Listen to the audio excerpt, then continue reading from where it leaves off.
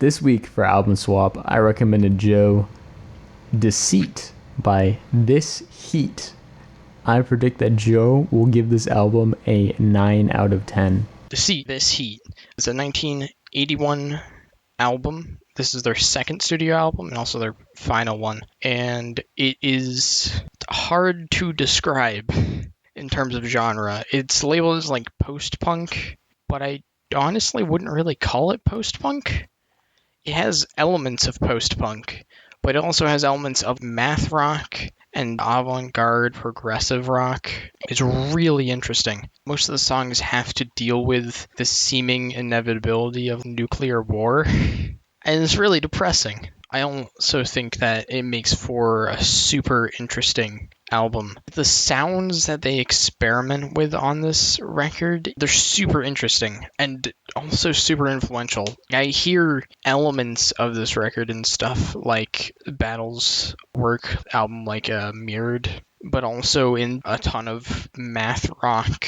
Also, You Won't Get What You Want by Daughters. In terms of this overwhelming feeling of like despair and almost paranoia throughout, it's really fantastic. I love the opener, Sleep. You have these calming vocals with these plodding drums and tambourine throughout. I especially love the lyrics on a lot of these songs. The opener, it's very much like We're All Asleep. You have Cenotaph, which is lyrically basically saying that history repeats itself and that war is inevitable. It will always happen. And it's super depressing, especially the last song, which isn't really a song, it's more of a soundscape. It's seemingly with the themes of nuclear war going throughout. It's seemingly about the aftermath of one.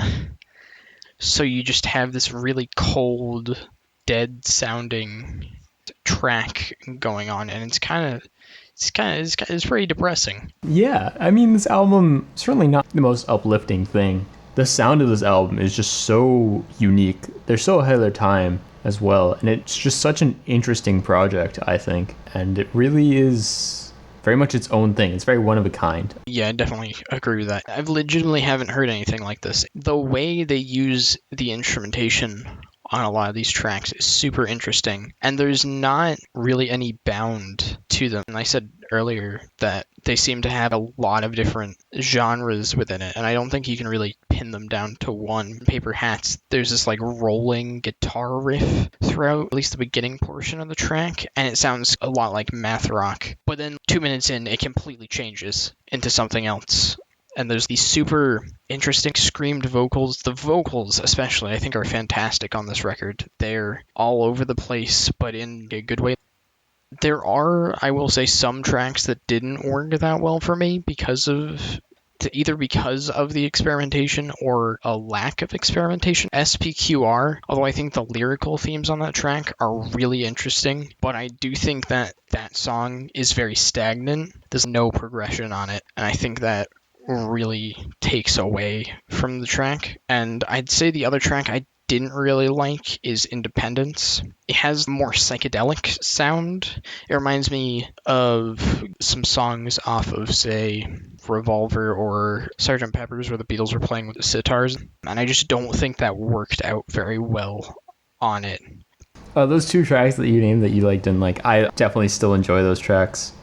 Pretty much every facet you can look into this album is very strong, although the lyrics are especially so. I agree that the sense of foreboding doom is just so prevalent from the cover art to nearly every moment of every track. It just makes for such a strong thematic album. I agree, I would not call this a concept album, but it's a very strong thematic album. It's just super interesting to listen to, and there's so much, I think, to take away from this album that just really, really cool project. This week for Album Swap, I recommended Brendan the album Black Up by Shabazz Palaces. I predict that Brendan will give the album an 8.5 out of 10. I'm reviewing Black Up by Shabazz Palaces. This is the duo's debut studio album, coming out in 2011. It's an experimental hip-hop album. Very interesting one at that. So Shabazz Palaces is Ishmael Butler on vocals and Tendai Marar on instrumentation. I may have gotten bits and pieces of those names wrong, and I'm sorry in advance. Most of this album is just these two. They also have this group Knife Knights working on production, and The Satisfaction coming in for some guest vocals here. But from what I understand, the album is largely the duo. I think both facets of this album, the vocals and the instrumentation on this album, are done incredibly well, and they work incredibly well together. There is so much that is so well done on this album. Track after track of amazing songs. I'm talking about Ishmael Butler, rapper, vocalist. I think he's an incredibly strong rapper, especially for a debut project. His writing and his lyrical themes that are presented throughout the album are able to come across very well, and he speaks very personally about them, especially on a treatise dedicated to the avian heiress from northeast Nubis, 1,000 questions, one answer. Very interesting lyrical themes. That track right there dealing with love, and I think it's a very well written song about love, which is a theme that appears in a couple places throughout this album. Other themes talking about being black in the black culture, and also freedom from oppression, and how the future of black culture is looking, at least in America. His delivery, very fitting to the tracks. Also, his flow is not always super present when he does step it up on tracks like Recollections of the Wraith. You can see he has a lot of skill as a rapper. And then the production on this album is very unique. It sounds amazing. They seem to pull a lot from samples and are very sample heavy production, which is very cool. And there's some really interesting samples on this album, and they're spun in some very interesting ways. Some highlights for me were an echo from The Hosts That Profess Infinitum, which uses this vocal sample as the main melody, which is very, very cool. They also use vocal effects on Ishmael's vocals on tracks like Eulogy, which I think works out also really well. It's a lot of things that they do that they sound great and they work out really well. They make for some great songs. If you want to comment on that, Joe. Yes, I think the album is very, very good. The thing that stands out is the production, because it's so unique to them. I don't think there's any experimental hip-hop album that sounds like this album does. The only thing I can almost compare some of the songs to is clipping, in the way that they use noise within the production, but it still feels so different for them. But I also think that Ishmael Butler's rapping is really excellent on the album. Yeah, I definitely agree that I think the closest comparison would be clipping, although they certainly feel distinct from clipping. This album, there's not a lot wrong with it. I have like a couple nitpicks. Endeavors for Never, the last time we spoke you said you were not here, I saw you though, is a track, it just leaves me a little confused. I'm not really sure what this song was trying to do or what it was going for, but in the end I just don't feel like it worked out.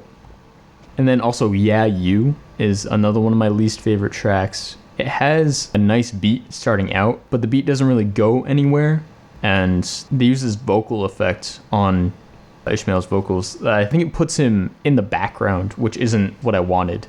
The fact that Ishmael is in the forefront and rapping, and his raps are very engaging, I think is a very strong aspect of this album. This track tries to hide that, and I don't really know why.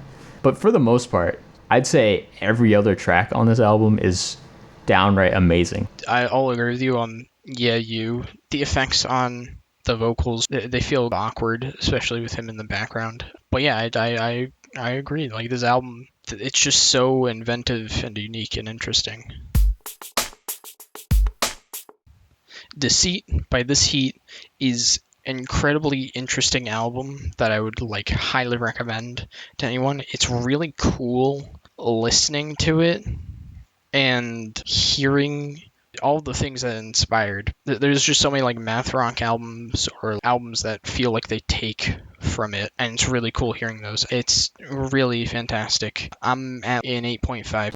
Black Up, it's an amazing project. It does just about everything right. Really just a few small issues that I have with it. Definitely would highly recommend, especially if you're into experimental hip hop or just hip hop. This album's it's a 9 out of 10 for me. Hey, like and subscribe